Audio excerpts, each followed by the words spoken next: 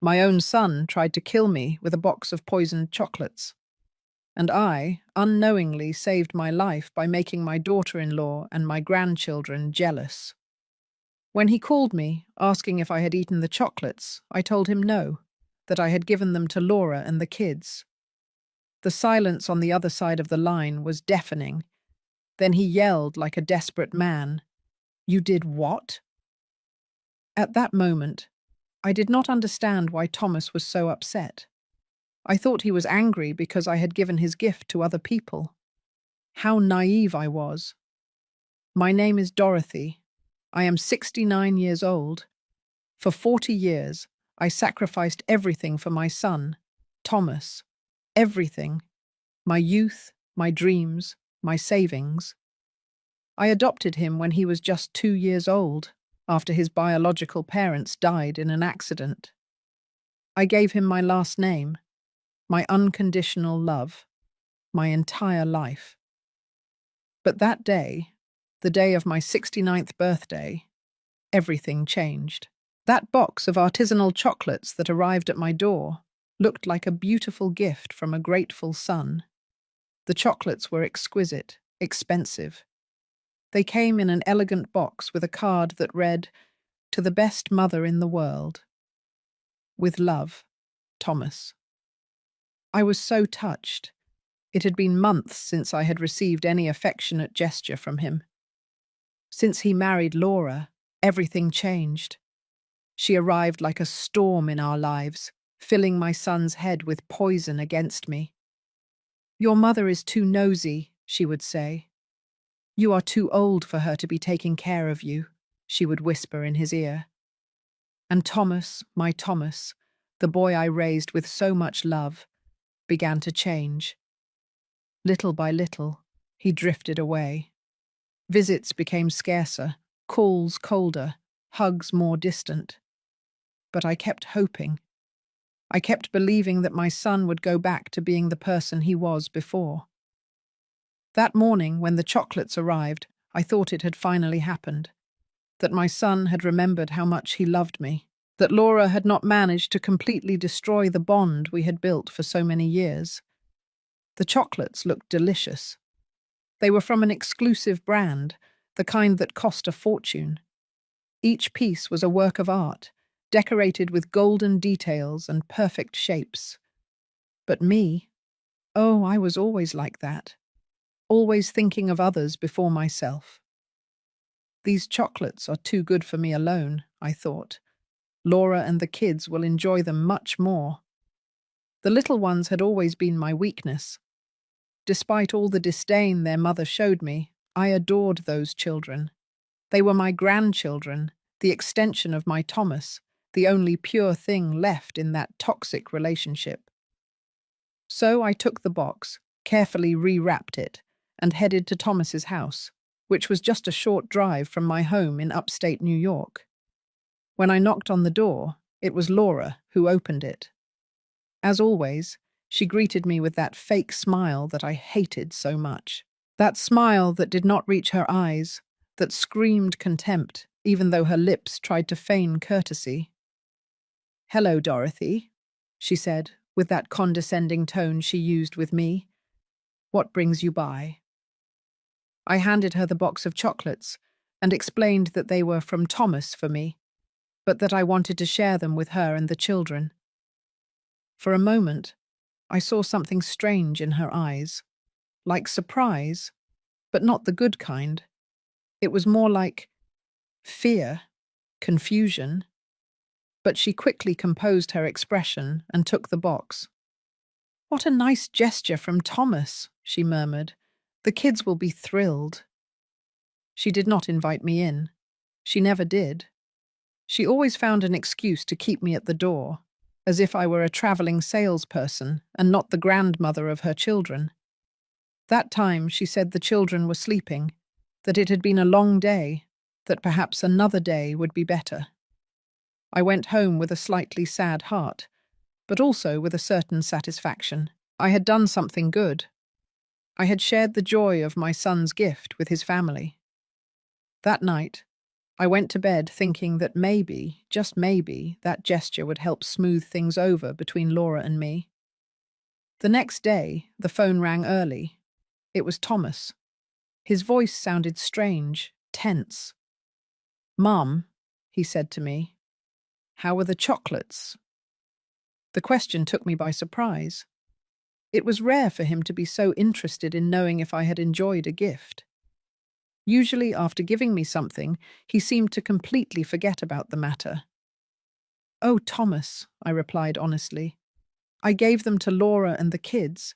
You know how much they love sweets." The silence that followed was terrifying. It was as if the world had stopped. I could hear my own heart beating as I waited for his answer. Then he exploded. "You did what?" he yelled with a fury I had never heard in his voice. "I gave them to Laura and the children." "You're crazy." His voice trembled in a way that frightened me. It was not just anger. It was pure panic. "Thomas, I don't understand," I said, trying to stay calm. "I thought you'd be happy that I shared your gift with your family." But he kept shouting, increasingly desperate. He asked me over and over if I was sure I had not eaten a single chocolate, if I had given the whole box, if the children had already eaten them. His questions were so specific, so urgent, that I began to suspect. Why did he care so much that I had not tried the chocolates? Why did he seem relieved that I had not eaten them, but desperate that I had given them to his own family? He hung up abruptly after shouting that I was an idiot, that I had ruined everything.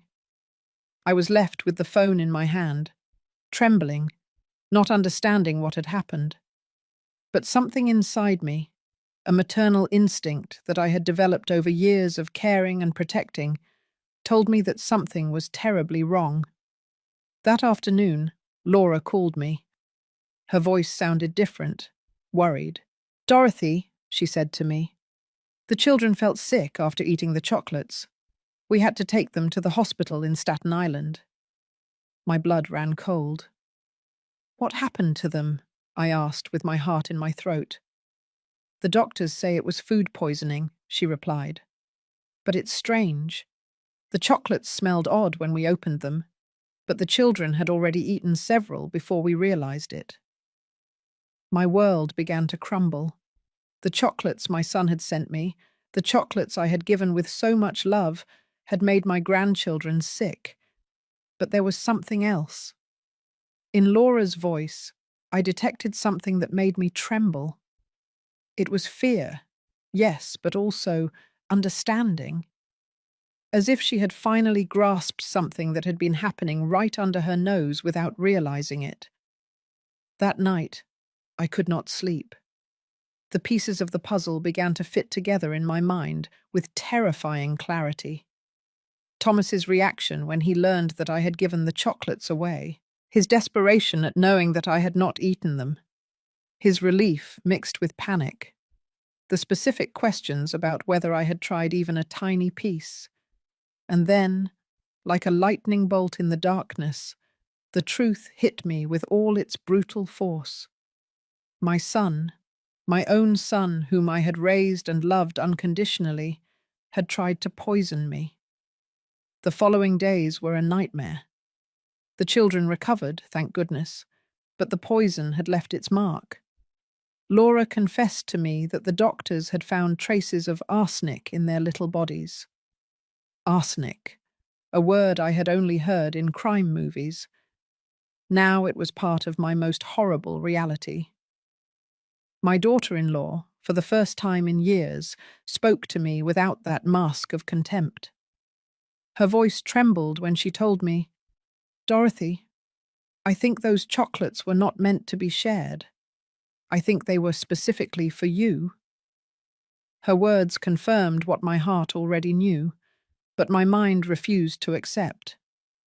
Thomas had disappeared. He did not answer the phone. He did not reply to messages. When Laura went to look for him at his job at the Manhattan accounting firm, they told her he had requested emergency time off. He had run away like the coward he was, leaving his wife and children to suffer the consequences of his devilish plan. But I knew my son.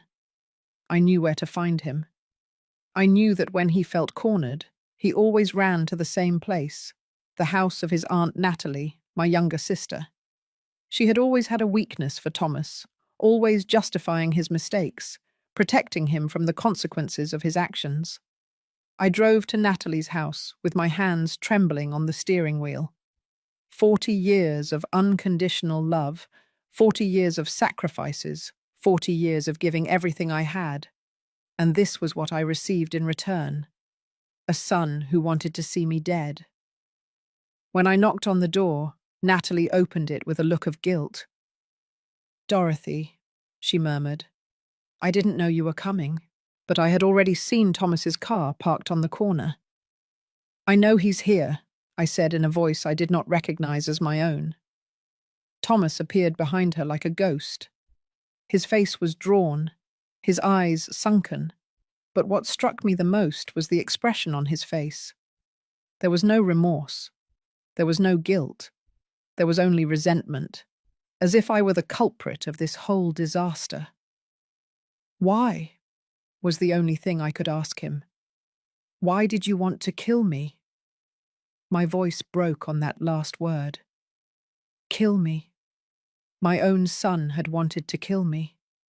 His answer broke my soul into 1,000 pieces. "Because you're a burden," he said with a coldness that chilled my blood. "Because you've always been a burden. Because I need your inheritance and you never die." My inheritance, of course. It all came down to money. The money I had saved for decades working day and night. The money I had saved living like a pauper to secure a future for him. The money I planned to leave him when I died naturally, of old age, surrounded by the love of my family. "But I didn't know you had so much money," he continued with that poisonous voice. "Until I saw the bank documents when you got sick last year. $200,000, Mum. $200,000 that I need now, not when you're 90 years old. $200,000 that I had earned with blood, sweat, and tears. $200,000 that represented 40 years of work, deprivations, of sleepless nights working double shifts to give him the best education, the best clothes, the best opportunities. Besides," he added, as if it were the most natural thing in the world, "you're old. What else are you going to do with your life? Why do you need so much money at your age?" His words were daggers in my heart. Every syllable was a deeper betrayal than the last. Natalie tried to intervene. "Thomas, don't talk like that," she murmured, but he silenced her with a look. "Aunt, you know I'm right. She's already lived her life. I have a family to support, children to educate, a future ahead of me." "A future built on my corpse," I replied with a bitterness I did not know I had inside. "A future bought with my death." He looked at me with contempt, as if I were the crazy one, as if I were the villain in this twisted story. "Don't be dramatic," he told me. It was going to be quick. The chocolates had enough arsenic to look like a natural heart attack.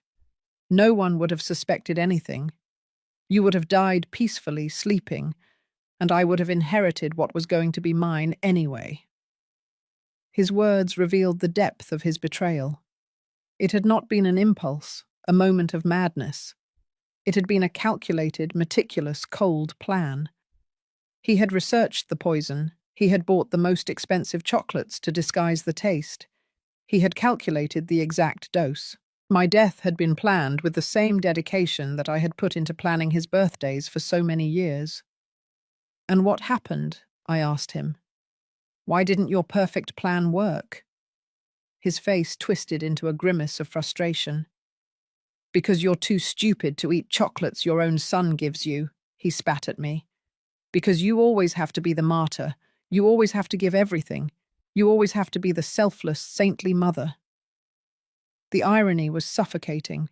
The very flaw he criticized in me, my tendency to give rather than receive, had been what saved my life. My instinct to share the gift with his children had destroyed his homicidal plan. But the worst part, he continued with rising anger, is that now Laura knows everything. The children were about to die because of you, because of your damn compulsion to share what does not belong to you. He blamed me. After trying to murder me, he blamed me for the poisoning of his own children. Laura had appeared in the doorway during our conversation. Her face was pale, her eyes full of tears. She had heard everything. The final confirmation that her husband had not only tried to kill his mother-in-law, but had been willing to sacrifice his own children in the process. "Thomas," she said with a broken voice, "how could you? How could you put our children in danger?" He turned to her with the same coldness he had shown me. "Because nothing was going to happen," he replied. "Because the poison was for her, not for you." "But you knew I always share everything with the children," Laura yelled. "You knew there was a chance they would eat those chocolates." Thomas shrugged as if he were talking about the weather. "It was a calculated risk," he muttered. "A calculated risk." The children I had helped raise, the children who filled my afternoons with joy when everything else had turned grey, had been a calculated risk for him in his plan to murder me. At that moment, I understood that the son I had raised, the boy I had adopted and loved as if he had come from my own body, had died a long time ago. The man in front of me was a stranger, a dangerous stranger who had been able to look me in the eye for years while planning my death. "It's over," I told him with a calm that surprised me. "Everything is over between us." He laughed, a bitter, cruel laugh. "What are you going to do, Mum? Call the police? Report your own son? You know you'll never do that. You're too weak. Too weak." For 40 years, I had been too weak to tell him no. Too weak to set limits. Too weak to see that my unconditional love had turned him into a monster. But that day, in that house, in front of the evidence of his absolute betrayal, something changed inside me. "You're right," I told him. "I've been too weak for too long, but that ends today." I turned and started walking toward the door. "Wait and see what a weak woman can do when she finally finds her strength." His screams followed me into the street. He yelled that I was an ingrate, that after everything he had done for me, I was abandoning him. Everything he had done for me. The height of cynicism. Trying to kill me was, in his twisted mind, something he had done for me. That night, in the solitude of my home, I cried as I had not cried in decades. I cried for the son I had lost, for the wasted years, for the betrayed love. But above all, I cried for the woman I had been, naive, permissive, blind to the evil that was growing before my eyes. When the tears stopped, I made a decision. Thomas was right about one thing. I was too weak. But that weak woman was dying that night. Tomorrow, a new Dorothy would be born. A Dorothy who had learned that love without limits is not a virtue. It is complicity. A Dorothy who had discovered that sometimes, to protect yourself, you have to become what your enemies least expect. My phone rang. It was Stanley, my lawyer, an old family friend. "Dorothy," he told me. "Laura called me. She told me everything. Are you all right?" For the first time in days, I smiled.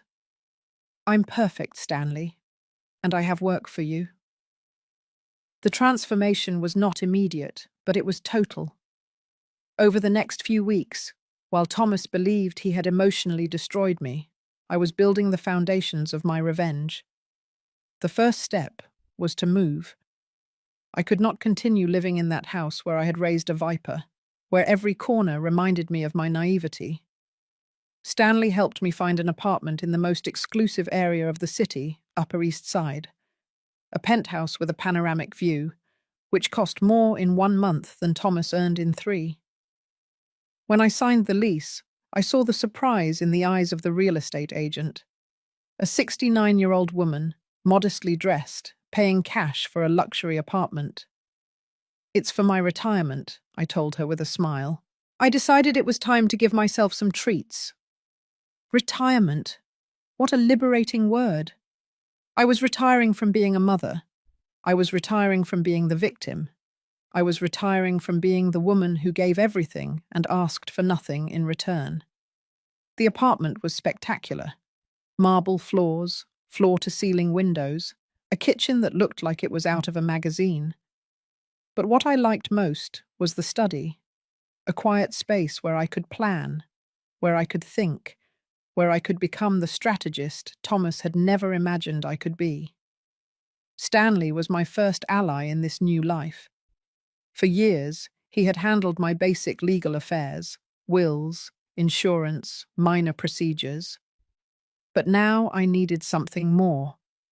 I needed a legal warrior who would help me systematically dismantle the life of the man who had tried to murder me. "Dorothy," he told me in our first serious meeting, "this is going to be brutal. Thomas is not going to give up easily. He's going to fight. He's going to lie. He's going to try to manipulate the situation in his favor." I leaned back in his office's leather chair and looked him in the eye.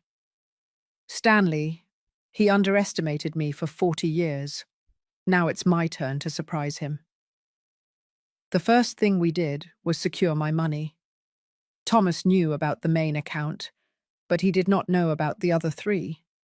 He did not know about the certificates of deposit that I had been religiously renewing every year. He did not know about the stocks I had bought with the extra money from my weekend jobs.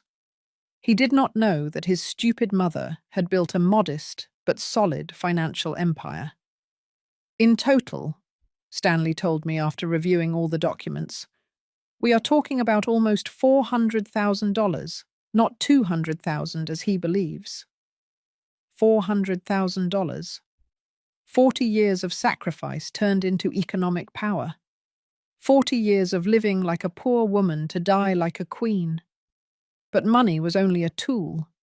The real weapon was information. Stanley hired a private investigator, a former police officer named Robert, who specialized in family cases. What we discovered in the following weeks left me speechless. Thomas had not only planned my death for the inheritance, he had debts that I was unaware of. Gambling debts, debts with loan sharks, debts that had turned my death into an urgent necessity for him. My son was not just a frustrated murderer. He was a bankrupt gambler who had bet his family's future at my expense. "Here is the evidence," Robert said, handing me a folder full of photographs, documents, bank records. "Your son owes more than $50,000 to very dangerous people, people who do not accept excuses." The photographs showed him in Atlantic City casinos, in clandestine betting houses in Queens, in nighttime meetings with threatening-looking men. He had mortgaged the house where he lived with Laura without telling her anything. He had pawned his wife's car. He had emptied the children's savings accounts to pay interest. My son was not only a murderer, he was a thief who had stolen his own family's future. "Laura doesn't know anything about this," Robert continued. "He has been lying to her for months. He tells her he has problems at work, that payments are late, that they need to economize. But the truth is that he is using the house money to gamble." The information was devastating, but it was also perfect. Thomas had built his own prison with his lies and addictions. I just had to push the bars so that everything would collapse. Meanwhile, he thought he had defeated me. 3 weeks had passed since our confrontation at Natalie's house, and I had given no sign of life. I had not called him. I had not shown up at his house. I had not made any drama. In his narcissistic mind, this confirmed his theory. I was too weak to face him. But I was working. Every day, from my new apartment, I coordinated the next moves with Stanley. Every night, I reviewed Robert's reports, learning more about the monster my son had become. Every dawn, I planned the next step of my meticulous revenge. The first phase was psychological. I needed Thomas to feel like he was in control, that he had won. I needed him to become complacent, to lower his guard. That's why I had not given any sign of life. That's why I had let him believe that I was hiding in some corner, crying and feeling defeated. Stanley had explained the legal process to me. We have evidence of the attempted poisoning, he told me, the children's medical analysis, Laura's testimony, the recordings you made of his confessions. Yes, I had recorded our entire conversation at Natalie's house. A small device Robert had given me, hidden in my purse. But, Stanley continued, a criminal process is going to be long and complicated. There will be media coverage. There will be public scandal. Are you prepared for that? I was more than prepared. After 40 years in the shadows, I was ready to come out into the light and show the world who Thomas really was. Besides, he added with a smile, we have evidence of fraud, embezzlement, and financial manipulation.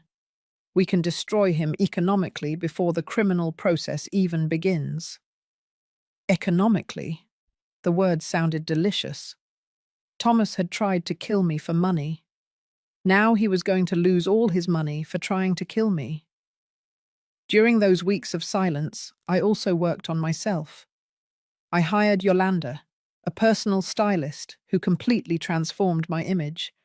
Goodbye to old, conservative clothes. Goodbye to grey, unkempt hair. Goodbye to the hunched posture of the defeated woman. When Yolanda finished with me, I did not recognize myself in the mirror.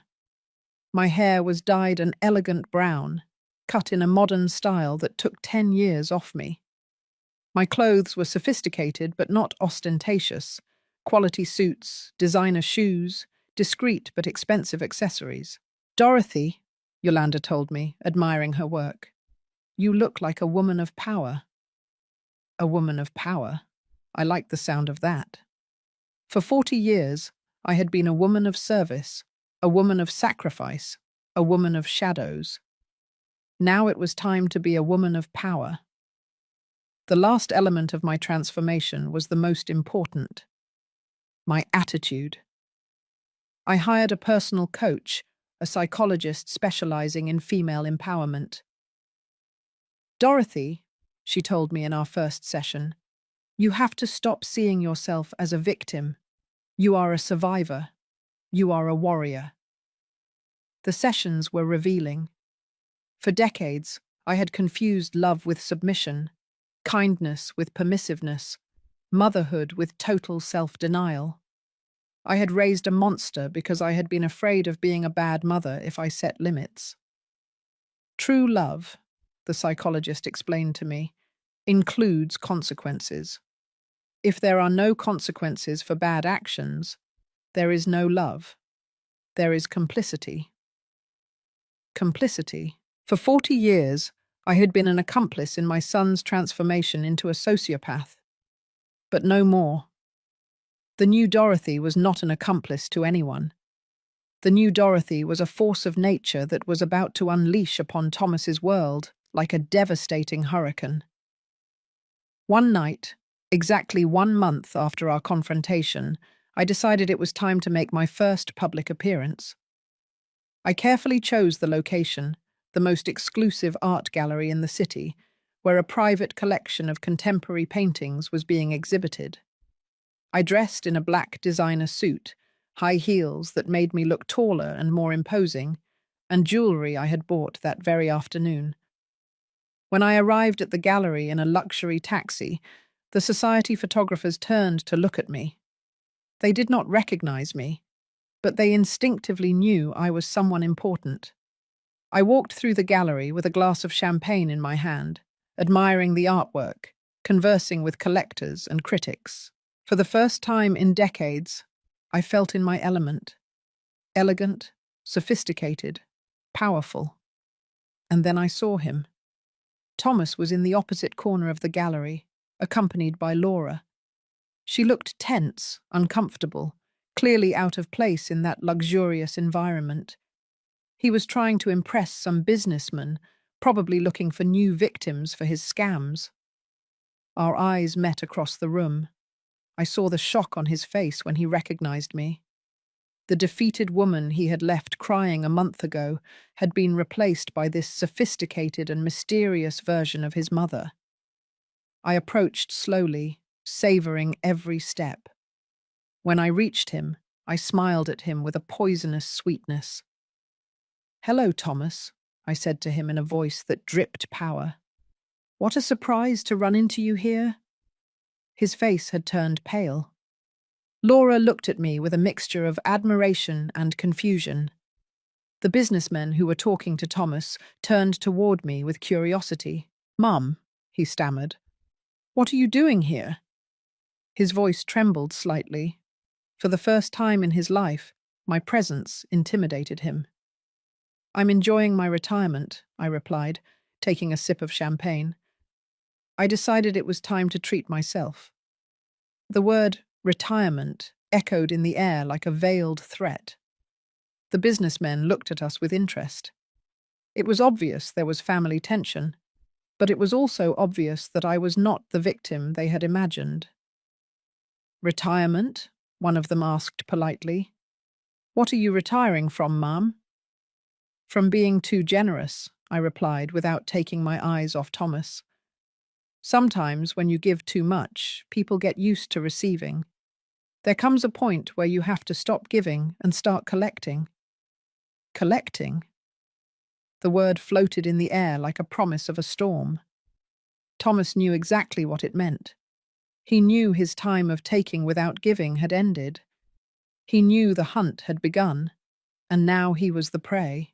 The following days were of exquisite tension. Thomas knew something had changed, but he did not know what. He had seen me at the gallery, transformed into a woman he did not recognize, and that made him uneasy. He began calling me obsessively, but I did not answer. I let his calls go to voicemail, where I could hear his growing nervousness. "Mum, answer the phone," he said in his messages. "We need to talk. I need to know what you are planning." What are you planning? For the first time in his life, he was the one who was afraid of me. For the first time, I was the predator and he was the prey. Stanley had begun the legal phase of my revenge. The first thing was to file a civil lawsuit for attempted murder, with all the evidence we had gathered. The children's medical analysis, the audio recordings, the testimonies of Laura and the medical staff who had treated my grandchildren. "Dorothy," Stanley told me in his office, "this lawsuit is going to be a scandal. The media are going to cover the case. Your story is going to be on every newscast." Perfect. I wanted the whole world to know who Thomas really was. I wanted his neighbors in Connecticut, his co-workers, his friends, to know that he had tried to murder his own mother. But the civil lawsuit was only the appetizer. The main course was the investigation Robert had completed into Thomas's illegal activities: mortgage fraud, misuse of family funds, defrauding loan sharks, tax evasion. My son had built a financial house of cards that was about to collapse. "Here are all the documents," Robert said, handing me 3 folders full of evidence. "Your son has been stealing from his own family for months. Laura can sue him for marital fraud and recover everything he stole." Marital fraud. The words sounded delicious. I decided it was time to have a conversation with Laura. Despite all our past problems, she was also a victim of Thomas. She had also been deceived, manipulated, stolen from, and most importantly, she was the mother of my grandchildren, the children who had been about to die because of their father. I invited her to lunch at the most elegant restaurant in the city. When she arrived, I saw the surprise in her eyes at seeing my new version. I was no longer the modest, resigned mother-in-law she had known for years. I was a woman of power who had decided to take control of her destiny. "Laura," I said to her after we ordered our turkey clubs. We need to talk. She nodded nervously. She knew something big was coming. I know everything about Thomas's debts. I know about the gambling, about the loan sharks, about the mortgage he put on your house without your knowledge. Her face fell apart. How do you know that? She murmured. Because I hired investigators, I replied calmly. Because I decided to stop being the victim and become the hunter. I handed her one of the folders Robert had prepared. Everything is there. Documents, photographs, bank records. Laura reviewed the papers with tears in her eyes. Each page was a deeper betrayal. Her husband had not only tried to murder his mother-in-law, but had been systematically stealing his family's future to feed his gambling addiction. Dorothy, she said to me with a broken voice, I didn't know any of this. He told me there were problems at work, that we needed to economize. I never imagined that he was... Her voice was lost in sobs. That he was destroying our lives. Laura, I said, taking her hand, you are not to blame for anything. Thomas deceived both of us, but now we have the opportunity to get justice. I explained my plan. She could file a lawsuit for marital fraud, recover the house, protect the children's future. I would help her with the legal expenses.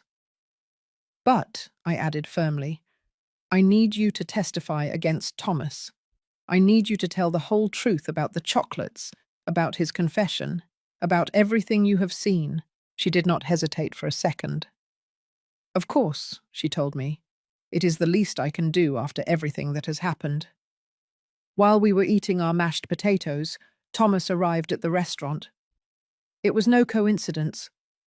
He had been following her, worried about this meeting between his wife and his mother. When he saw us together, sharing documents, his face transformed into a mask of panic. He approached our table with agitated steps.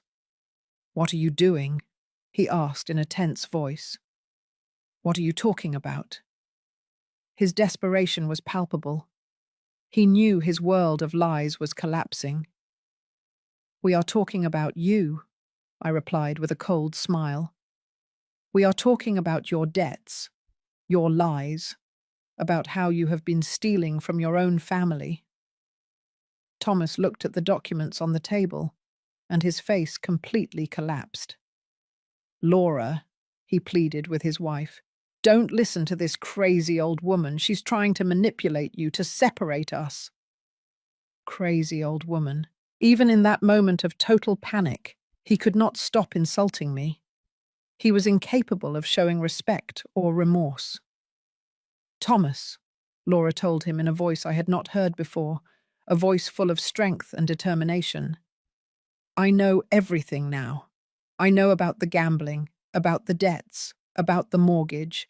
I know you have been lying for months. He tried to deny it, but she interrupted him. And I know you tried to kill your mother. She shouted the last words, attracting the attention of the entire restaurant. The diners turned toward us, murmuring among themselves. Thomas realized he was being watched and lowered his voice, but his desperation was increasingly evident. Laura, please, he whispered to her. We can fix this. We can work it out together. You don't need to listen to this woman. She has always tried to separate us, always manipulating, always blaming others, never taking responsibility for her actions. No, Laura replied firmly. No more lies, no more manipulation.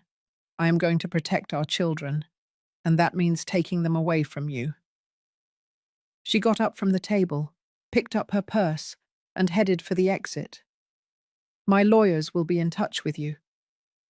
Thomas stood there, next to our table, trembling with rage and impotence. When Laura left, he turned to me with a fury that reminded me why I had decided to destroy him. This is your fault, he hissed through clenched teeth. You ruined my marriage. You destroyed my family." "I didn't destroy anything," I replied with supernatural calm. "I only brought the truth to light. Your marriage was ruined when you decided to become a liar and a thief. Your family was destroyed when you decided to try to murder your mother." I got up from the table and looked him directly in the eyes. "And this is just beginning." His threats followed me into the street. "You're going to regret this," he yelled as I walked toward my taxi. "You're going to pay for destroying my life." Destroying his life. He had tried to destroy mine literally, and now he complained because I was defending myself. That night, Stanley called me with news. "Dorothy, the lawsuit is already in process. The media have started calling. They want interviews. They want your side of the story." It was exactly what I had expected. "Schedule the interviews," I told him. "It's time for the world to know the truth." The first interview was with the most watched news program in the city, Channel 5 News. I arrived at the studio impeccably dressed, with the confidence of a woman who had found her power. The journalist received me with curiosity and compassion. "Miss Dorothy," she said to me in front of the cameras, "tell us your story. How did you discover that your son had tried to poison you?" I told her everything. The chocolates, Thomas's reaction, the children's poisoning, his cold and calculated confession. I spoke calmly without dramatizing, letting the facts speak for themselves. "How does a mother feel when she discovers that her son wants to kill her?" the journalist asked me. "She feels free," I replied. "She feels free from an illusion she had maintained for 40 years. She feels free to stop protecting someone who never protected her." The interview went viral. Within hours, my story was on all social media. The comments were overwhelmingly supportive. Hundreds of women wrote to me, telling me their own stories of ungrateful children, toxic families, unrequited love. But the most satisfying part was the comments about Thomas. His co-workers began to recognize him as the son who had tried to murder his mother. His neighbors began to look at him with contempt. His friends began to distance themselves from him. The scandal followed him everywhere. When he went to the supermarket, people pointed and whispered. When he arrived at work, his colleagues avoided him. When he left his house, he felt the judgmental looks of the entire neighborhood. But I knew this was only the beginning. Public humiliation was satisfying, but true justice was yet to come.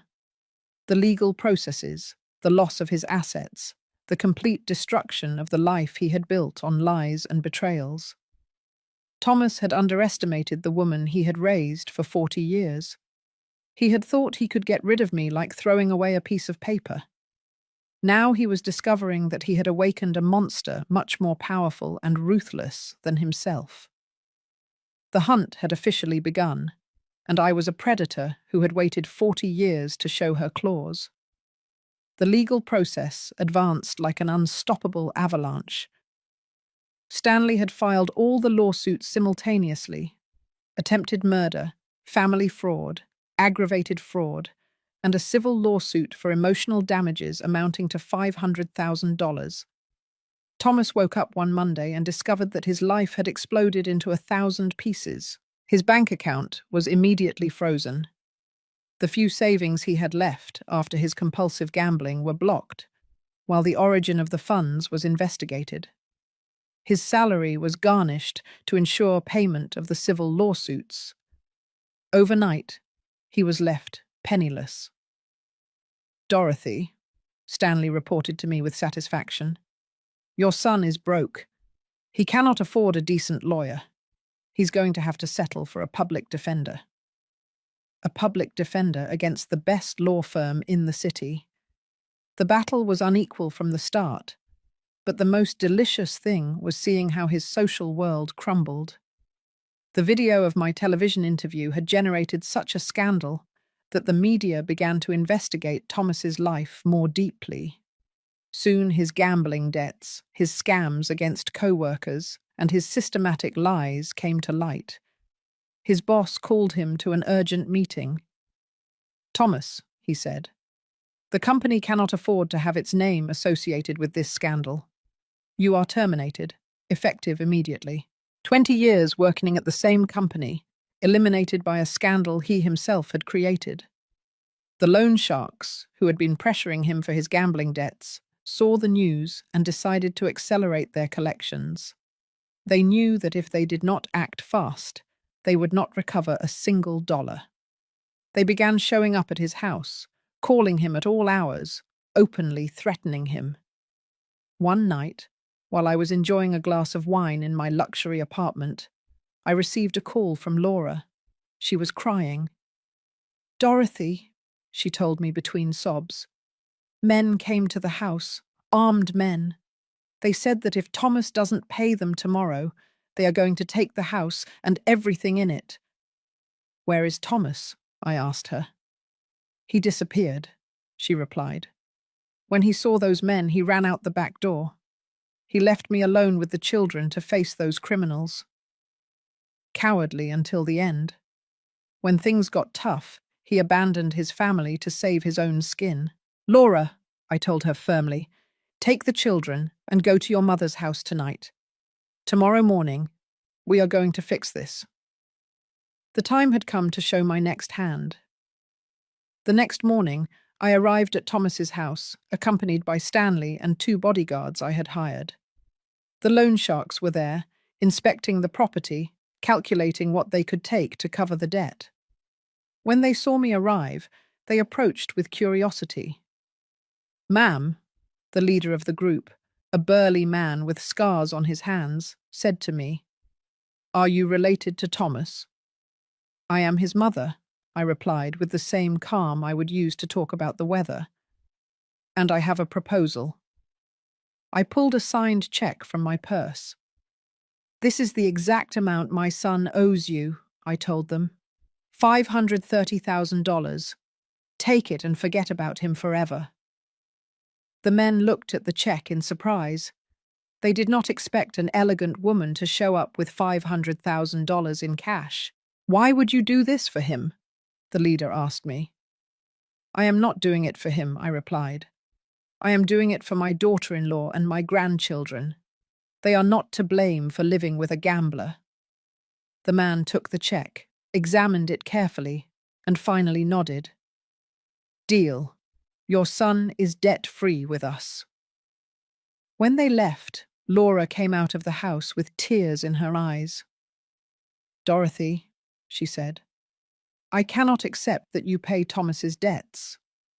"I'm not paying them for him," I explained. "I'm paying them for you all, and it's not for free." I handed her a document that Stanley had prepared. "It's a property transfer," I explained. "The house is now in your name. Thomas no longer has a legal right to it. And this," I handed her another paper, "is a loan agreement. You owe me $530,000, but you can pay it in small installments over the next 20 years. It was a perfect agreement. Laura was protected, the children had a safe home, and Thomas lost his last economic resource. When he finally showed up, he would discover that he no longer owned anything. That afternoon, Thomas finally deigned to call me. His voice sounded desperate, broken.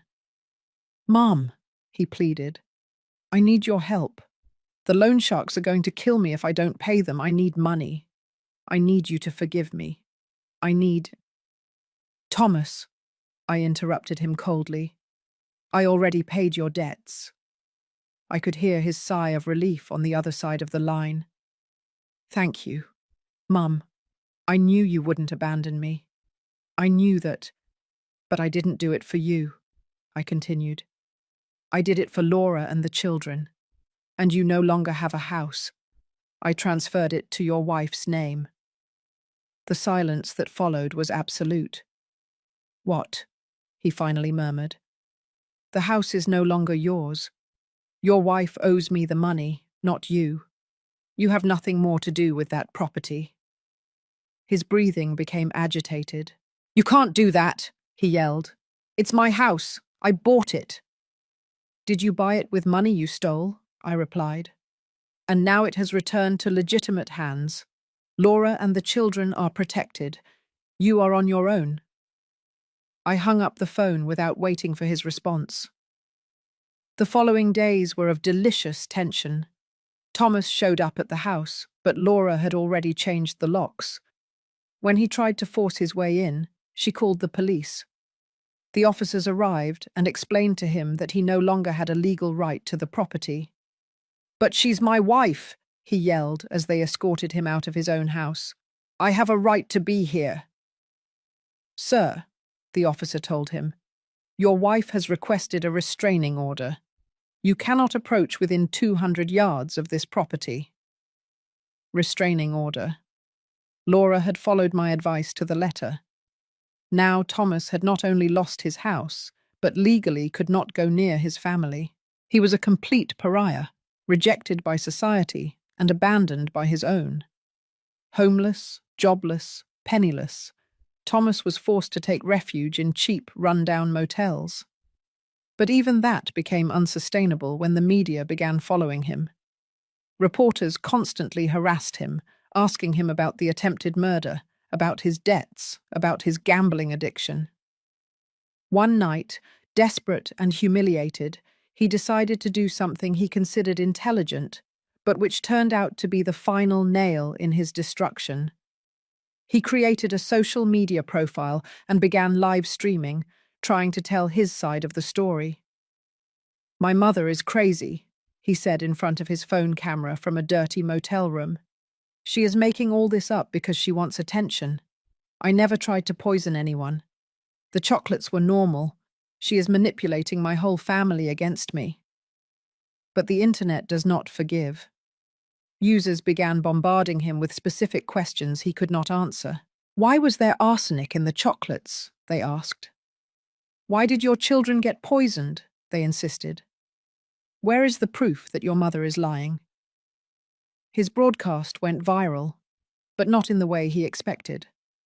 It went viral as an example of pathological narcissism, as the live confession of a man who could not accept responsibility for his actions.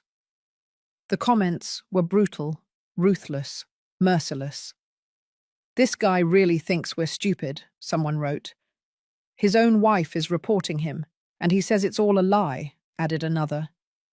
"Typical psychopath, always blaming others," commented a third. But what really sealed his fate was when someone asked him directly, "If you are innocent, why don't you sue your mother for defamation?" Thomas was speechless. He could not sue me because he knew I had all the evidence. He could not deny the attempted poisoning because the evidence was irrefutable.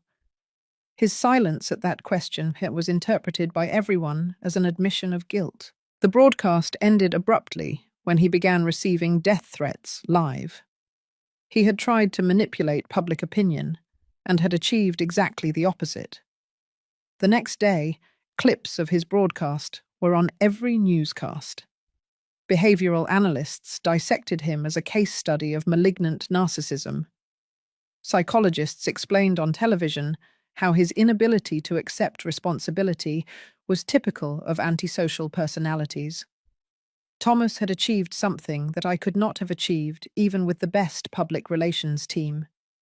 He had destroyed his own reputation so completely and publicly that there was no turning back.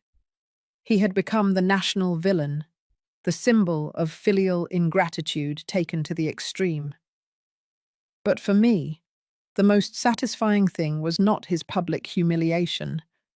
It was the tranquility I saw in Laura's eyes when I visited her, the security my grandchildren felt in their own home, the peace I had found by moving away from the toxicity that had dominated my life for decades. Formal justice was still in process, but poetic justice had already been served. The son who had tried to kill me for money now did not have a single dollar. The man who had scorned my love now begged for my forgiveness. The manipulator had been exposed and rejected by everyone. And I, The victim, who had spent 40 years in silence, had finally found my voice. The months that followed were of total transformation. While Thomas sank further and further into his own misery, I flourished as never before in my life. The luxury apartment had become my sanctuary, a place where for the first time in decades I could breathe without the weight of constant manipulation. Stanley kept me informed of the progress of the legal cases. "Dorothy," he told me during one of our weekly meetings, "the district attorney is very interested in prosecuting Thomas for attempted murder. The evidence is overwhelming. The audio recordings, the medical testimonies, the confessions he himself had made, everything formed a solid and irrefutable case. Furthermore," Stanley continued with a smile, "his public defender is trying to negotiate a plea bargain. He knows he cannot win this case. A plea of guilty would mean Thomas would have to publicly admit, in front of a judge, that he had tried to murder his own mother. But what truly filled me with satisfaction was seeing how Laura had flourished after breaking free from the toxicity of her marriage. Without the constant lies, without the financial stress, without the emotional manipulation, she had returned to being the strong woman I had glimpsed years ago. "Dorothy," she told me during one of our weekly lunches, "for the first time in years, I feel free. The children are happy, safe. They sleep peacefully for the first time in months. Seeing my grandchildren recover their innocence, seeing their sincere smiles, was worth more than any revenge I could plan." One afternoon, while enjoying a coffee on my apartment terrace, I received an unexpected call. It was Natalie, my sister. Her voice sounded embarrassed, guilty. "Dorothy," she told me, "I need to talk to you. I need to apologize." I decided to receive her at my house. When she arrived, the difference between us was abysmal.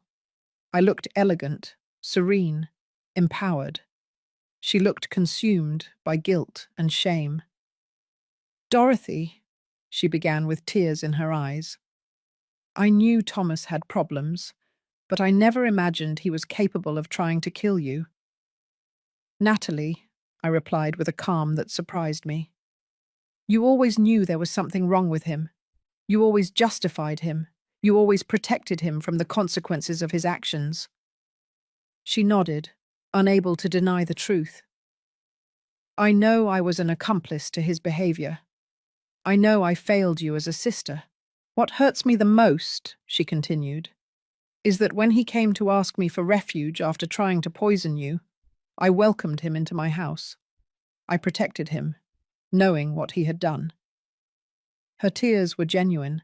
Her repentance seemed real, but the damage was already done. "Natalie," I told her, without cruelty, but with firmness, "for 40 years, you chose to protect a monster instead of protecting your sister. I cannot simply forget that, because you feel guilty now." She left my house crying, but I felt at peace. I had set clear limits. I had expressed my truth without aggression, but without concessions. The criminal trial began 6 months after the attempted poisoning. The media covered every detail, every testimony, every piece of evidence presented. I testified with a serenity that impressed even the most experienced reporters. "Ms. Dorothy," the prosecutor asked me, "how did you feel when you discovered that your son had planned your death?" "I felt liberated," I replied, looking directly at Thomas in the dock. "Liberated from 40 years of manipulation, from 40 years of giving unconditional love to someone incapable of reciprocating it." Thomas looked haggard, aged, destroyed. His public defender had done what he could, but the evidence was irrefutable. The testimonies of Laura, of the doctors who treated the children, of the specialists who analyzed the chocolates, built a perfect case. When it came time for his testimony, Thomas attempted one last manipulation. "I loved my mother," he declared with false tears. "This is all a terrible misunderstanding. I never wanted to hurt anyone. But his own recordings betrayed him. When the prosecutor played the audio where he confessed his plan, his version completely crumbled. The jury deliberated for barely 2 hours, guilty of attempted first-degree murder, guilty of endangering the lives of minors, guilty of aggravated fraud. The sentence was 12 years in prison, with no possibility of parole before serving 8. When I heard the verdict, I did not feel triumph. I felt peace, justice, the legal confirmation of what I already knew, that I had been the victim of a calculated and premeditated attempted murder by my own son. Thomas looked at me from the dock as he was being handcuffed. His eyes no longer held the arrogance of before, only desperation and self-pity. "Mum," he yelled as they took him away. "You're still my mother. You can't abandon me like this." But I remained motionless, serene, watching him move away toward his inevitable destiny. The civil cases were quickly resolved after the criminal conviction. The lawsuit for emotional damages resulted in a compensation of $300,000, which Thomas, of course, could not pay from prison. But the symbolism was important. The legal system had officially recognized the harm he had caused me. Laura obtained a divorce and full custody of the children. Thomas lost all his parental rights after being found guilty of endangering their lives. My grandchildren were finally legally protected from their father's toxic influence.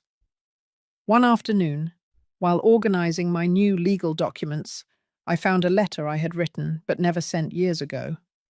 It was a letter of thanks to Thomas for being the best son in the world. I read it and could not help but laugh bitterly. How blind I had been. How naive. How completely disconnected from reality. I decided to write a new letter, but this time for myself. "Dear Dorothy," I wrote, "for 40 years, you confused love with complicity. You confused kindness with permissiveness. You confused sacrifice with virtue. Today, I celebrate that you have finally learned the difference. On the day I turned 70, I hosted a small celebration in my apartment. I invited Laura and the children, Stanley and his wife, Yolanda my stylist, Robert the investigator. People who had helped me rebuild my life, who had supported me in my transformation. When I blew out the candles on my cake, I made a silent wish that no woman would have to wait until her 70s to find her strength, to set limits, to defend herself from those who abused her love. That night, alone in my apartment, I reflected on the journey I had undertaken, from silent victim to empowered woman, from selfless mother to a person who valued herself, from a woman who gave everything without receiving anything, to a woman who had learned that self-love is not selfishness, it is survival. Thomas had wanted to kill me to steal my money, but he had achieved something completely opposite. He had awakened a woman I did not know existed within me. A woman strong, intelligent, capable of fighting for what belonged to her. Formal justice had been served, but the real victory was personal. I had recovered my dignity, my autonomy, my right to live without fear or manipulation. 2 years after the sentencing, my life had found a balance I never thought possible. The emotional wounds had healed, not with forgetting, but with wisdom. I had learned that healing does not mean forgetting, but integrating the pain into a new, stronger version of yourself. My daily routine was a testament to my newfound freedom. I woke up without the weight of the anxiety I had carried for decades. I had scrambled eggs and bacon for breakfast while reading the financial news, because I had decided to learn to manage my investments personally. Stanley had introduced me to Oscar, an ethical financial consultant who taught me that money could be a tool for empowerment, not just for survival. "Dorothy," Oscar told me during one of our sessions, "you have enough capital to live comfortably for the rest of your life, and leave a considerable inheritance. Inheritance, the word that had motivated the attempted murder, now had a completely different meaning for me. I had decided to create a trust for my grandchildren, administered by Laura until they turned 25. I also established a foundation to help older women victims of family abuse. My traumatic experience had turned into social purpose. The children visited my apartment every weekend. Seeing their little faces light up when they arrived was the most powerful medicine for any residual sadness. "Grandma Dorothy," little Anne would say to me, "why doesn't Dad live with us anymore?" These were difficult questions that Laura and I had learned to answer with age-appropriate honesty.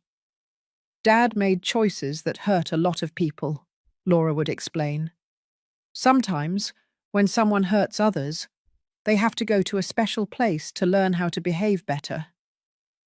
The children accepted these explanations with the natural resilience of childhood, but I knew they would eventually need more details. One afternoon, while playing with my grandchildren in the Central Park near my apartment, I saw an older woman sitting alone on a bench. She looked sad, lost, with that expression that I knew too well. I approached and started a conversation.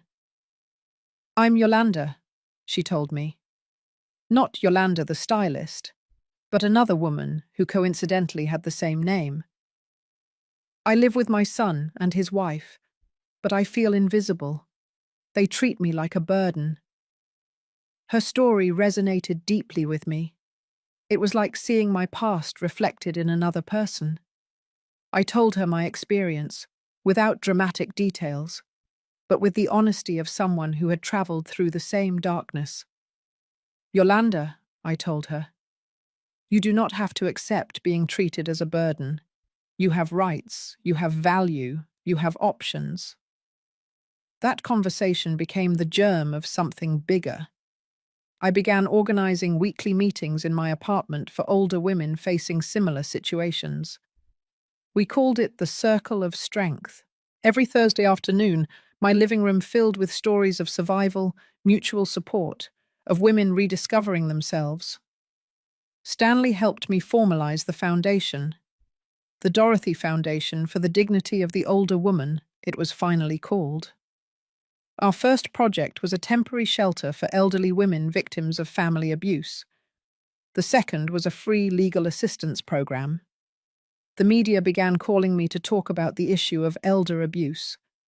My story had resonated so much that I became, without seeking it, a voice for other victims. Family abuse doesn't always leave visible bruises, I would say in interviews. Sometimes the abuse is emotional, financial, psychological. One morning, exactly 3 years after the attempted poisoning, I received a letter from prison. It was from Thomas. My first impulse was to throw it away unread, but curiosity won out. I opened it with trembling hands.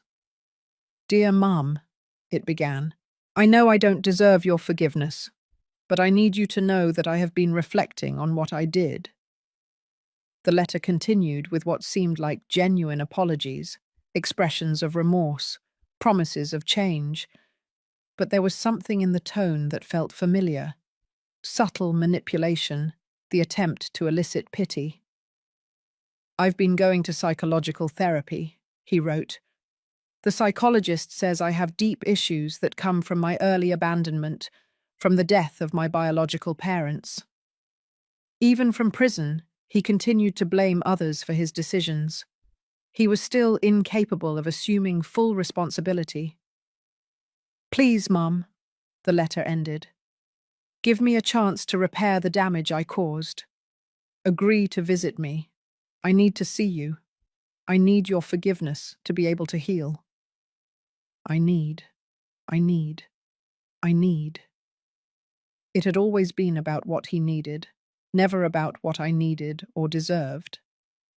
I showed the letter to my psychologist, the doctor who had helped me through my healing process. "Dorothy," she told me after reading it, "how do you feel reading this?" "I feel sorry," I replied. But not for him. I feel sorry because after 3 years in prison, he still doesn't truly understand what he did. Are you going to answer him? She asked. Are you going to visit him? I reflected for days on that question. Part of me, the mother I had been for 40 years, felt the obligation to respond. But the new woman who had emerged from the ashes knew that my healing did not depend on forgiving the person who had tried to kill me. I finally decided to write a response, but not the one he expected. Thomas, I wrote, I received your letter. I am glad to know that you are reflecting on your actions. However, my healing process does not require seeing you or forgiving you. I have learned that forgiveness is for the benefit of the one who forgives, not the one who asks for it. I have built a fulfilling life without you, my letter continued. I have found peace, purpose, and happiness. Your absence is not an emptiness in my life. It is a space filled with tranquility. I hope you find your own redemption, but my path to healing no longer includes trying to save you from the consequences of your decisions. I signed the letter simply as Dorothy, not as Mum. That title had been revoked the day he decided to become my potential killer. I sent the letter and felt a profound release. I had definitively closed the last chapter of that toxic relationship. Laura had also rebuilt her life. She had started studying psychology, inspired by our experience. I want to help other families identify signs of manipulation before it's too late, she told me. Her transformation from silent victim to active advocate was inspiring. The children were growing up healthy and safe. They occasionally asked about their father, but without the anguish they had shown during the years of family toxicity. Emotional stability had replaced the constant chaos that had marked their early years. One afternoon, while reviewing the Foundation's reports, I realized something extraordinary. In 2 years, we had helped more than 200 older women escape abusive situations. Some had recovered properties stolen by manipulative children. Others had found the courage to report abuse. All had rediscovered their dignity. My personal story of survival had become a beacon of hope for other women. The attempted murder that had sought to silence me forever had ended up amplifying my voice beyond what I had ever imagined. That night, as I gazed at the city from my terrace, I reflected on the perfect irony of my situation. Thomas had wanted to kill me to steal my inheritance, but he had managed for me to build a much more valuable legacy, a foundation that would last beyond my death, helping generations of women find their strength. The woman I had been for 70 years had symbolically died on the day of the poisoned chocolates. The woman who had been born from those ashes was stronger, wiser, more complete. I had learned that sometimes, to find the light, you have to go through the deepest darkness. My revenge had been complete, but not because of Thomas's destruction, but because of my own reconstruction.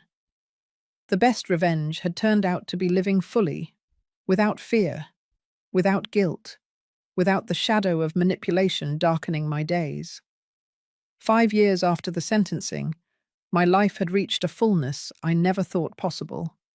The foundation had grown exponentially, with offices in 3 states and a team of 20 dedicated professionals. We had helped more than 500 women regain their dignity and autonomy. One morning, Stanley called me with unexpected news. "Dorothy," he told me with a grave voice, "Thomas is applying for parole. He has served 5 years of his sentence, and his lawyer argues good behavior." My heart momentarily sped up, but the anxiety lasted only seconds. I was no longer the vulnerable woman I had been. "What does that mean for us?" I asked calmly. "It means there will be a hearing," Stanley explained. "The judge will review his case. He will hear testimonies for and against his release. You have the right to testify." I decided it was time to face Thomas one last time. but from a position of absolute power. For 5 years, I had built a new identity, a new life, a new purpose. He had remained stagnant in a cell, paying for his crimes. The hearing was scheduled for a Tuesday morning. I arrived at the courthouse accompanied by Laura, who was now a licensed psychologist and the associate director of my foundation. We dressed professionally, projecting the image of the successful women we had managed to become. When Thomas entered the room, his appearance struck me. 5 years of prison had transformed him into a prematurely aged man. His hair was completely grey, his face marked by deep wrinkles, his posture hunched by defeat. There was no trace left of the arrogant man who had tried to murder me. His lawyer presented the case for parole. "My client has shown genuine remorse," he argued. "He has participated in rehabilitation programs. He has maintained excellent conduct.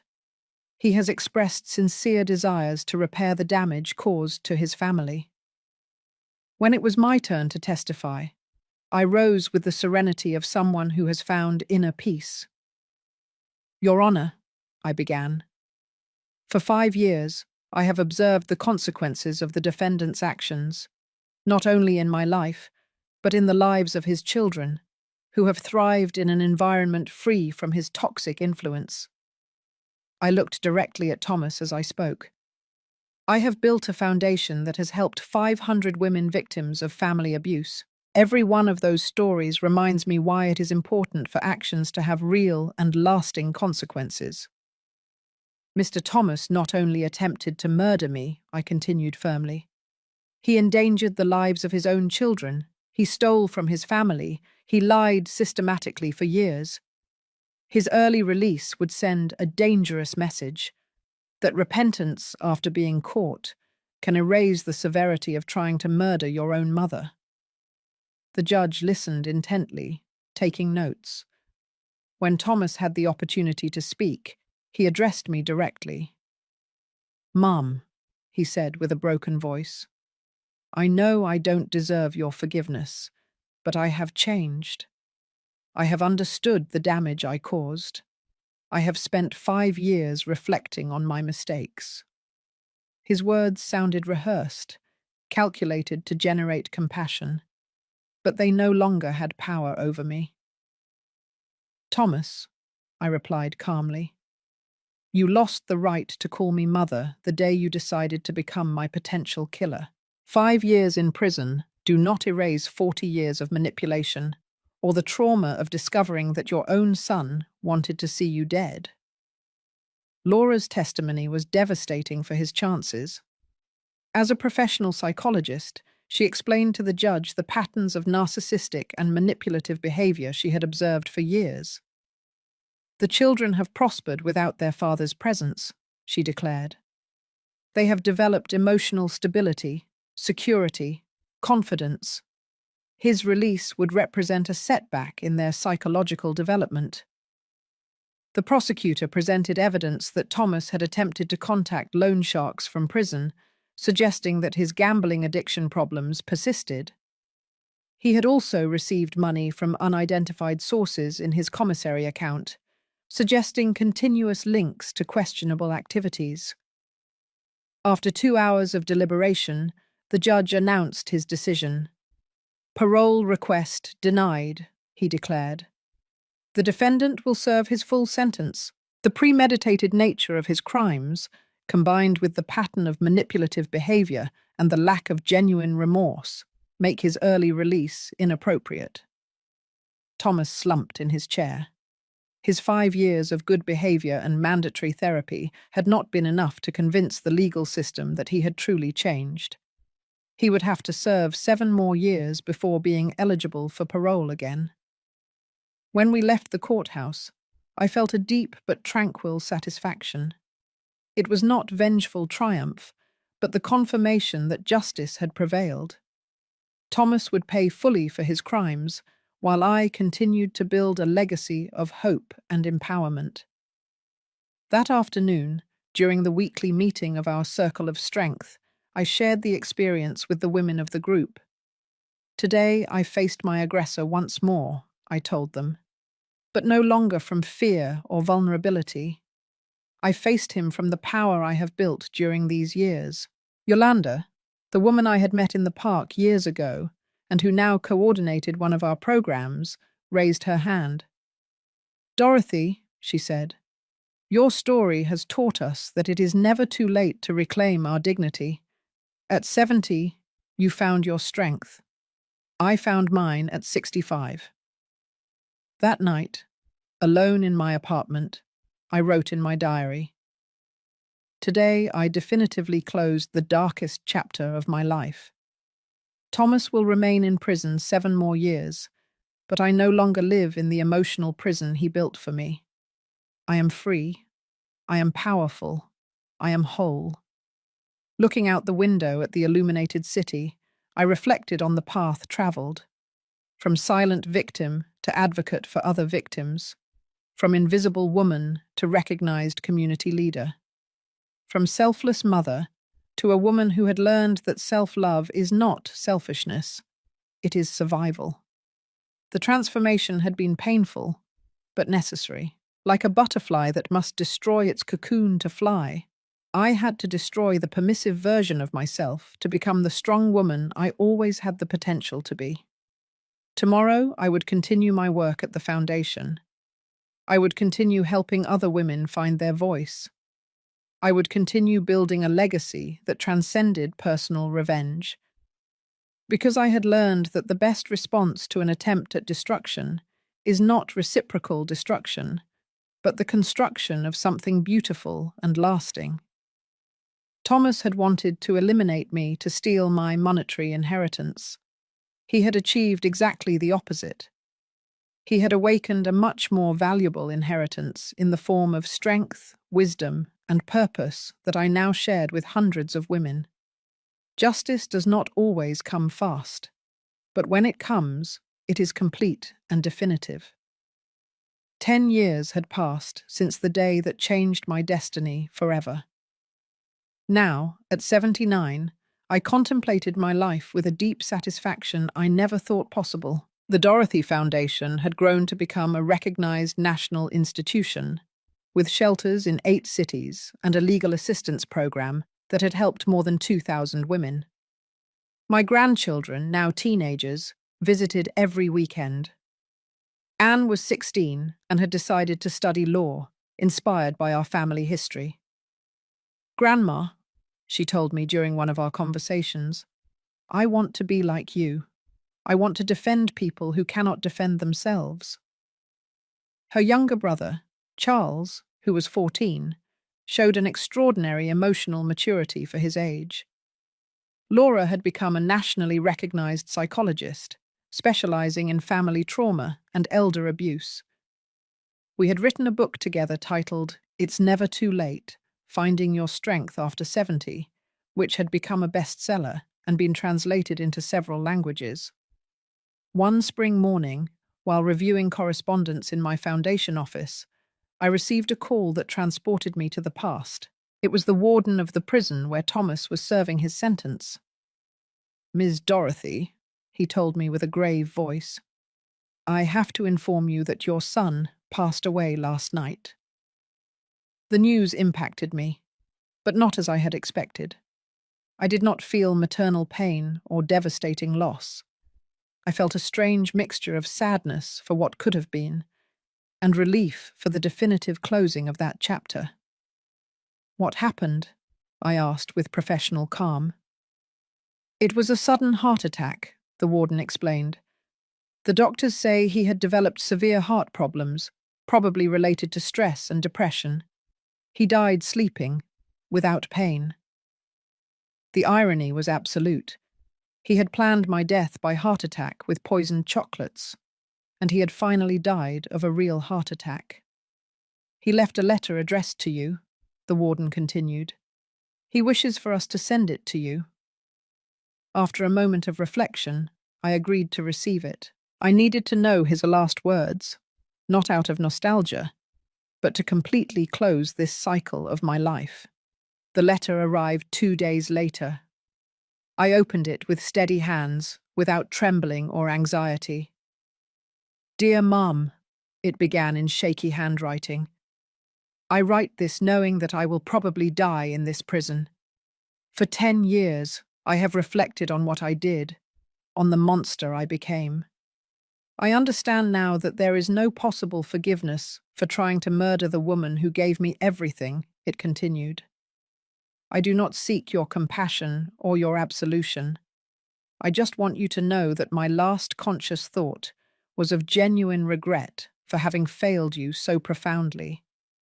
I have followed your work with the foundation from here," he wrote. "The other inmates show me newspaper articles about your achievements. It fills me with a strange mixture of pride and shame. Pride because you are extraordinary. Shame because I almost destroyed someone so valuable." The letter ended with words that surprised me with their apparent sincerity. "I die knowing that the world is a better place because you survived and prospered. I hope my death brings you the final peace you deserve.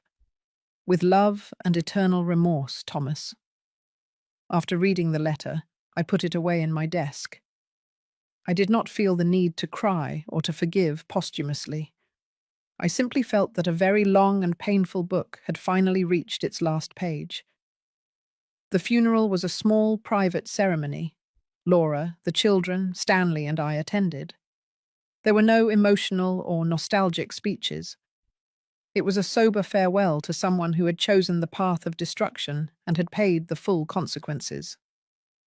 Anne, with the wisdom of her 16 years, approached me after the service. "Grandma," she said, "are you sad?" "I am at peace," I replied. "Sometimes the deepest sadness is for what never was, not for what was lost."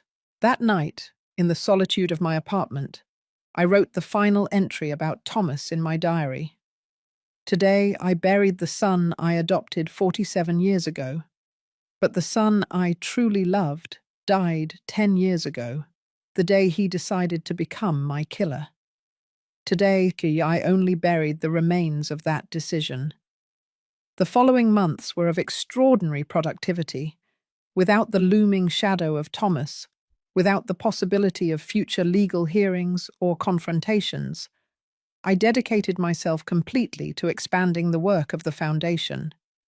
We established a university scholarship program for older women who wanted to resume their studies after escaping abusive situations. We also created a research center on elder abuse, directed by Laura. Our studies began to influence national public policies for the protection of older people. My personal experience had become a catalyst for broad social change. On my 80th birthday, we organized a benefit gala for the Foundation. The event brought together politicians, businessmen, academics, and, most importantly, hundreds of women whose lives had been transformed by our programs. During my speech that night, I reflected on the central lesson of my experience. I have learned that kindness without limits is not virtue, it is self-neglect. I have learned that unconditional love must include self-love. I have learned that sometimes, to save yourself, you have to be willing to disappoint those who expect you to sacrifice yourself endlessly. My story began as a tragedy, I continued, the attempted murder by my own son. But it turned into a story of rebirth, of discovery, of purpose. Because I chose not to remain in the role of the victim, but to transform my pain into power to help others. When I finished my speech, the 2,000 people present stood up in an ovation that lasted 5 minutes. But what moved me the most were the tears in the eyes of Anne and Charles, my grandchildren, who looked at me with an admiration that had been earned through example and resilience. That night, back home, I sat on my terrace to contemplate the city. 10 years ago, I had been a 70-year-old woman, vulnerable, manipulated, almost murdered. Now I was an 80-year-old woman, powerful, respected, with a legacy that would last generations. The most perfect revenge had turned out to be the construction of an extraordinary life. Thomas had wanted to eliminate me to steal my money, but he had managed to awaken my true potential. He had wanted to silence me forever, but he had amplified my voice until it became a chorus of empowered women. I wrote in my diary that night, "I do not regret adopting him. I only regret not having understood sooner that kindness should never be practiced at the cost of self-destruction. My son wanted to kill me, but instead of destroying me, he freed me to become who I was always meant to be." The story had ended, but the legacy was just beginning. Every woman who found her strength through our programs was a victory over the mentality that had created Thomas. Every limit set, every firm no uttered, every act of self-love was a silent revolution against the culture that teaches women to give everything without receiving anything. It had taken me 70 years to find my power, but I had used every day of the last 10 to ensure that other women would not have to wait so long. That was my true inheritance, not money, but wisdom, not property, but purpose, not revenge, but victory through transformation. The circle had closed perfectly, and I was at peace.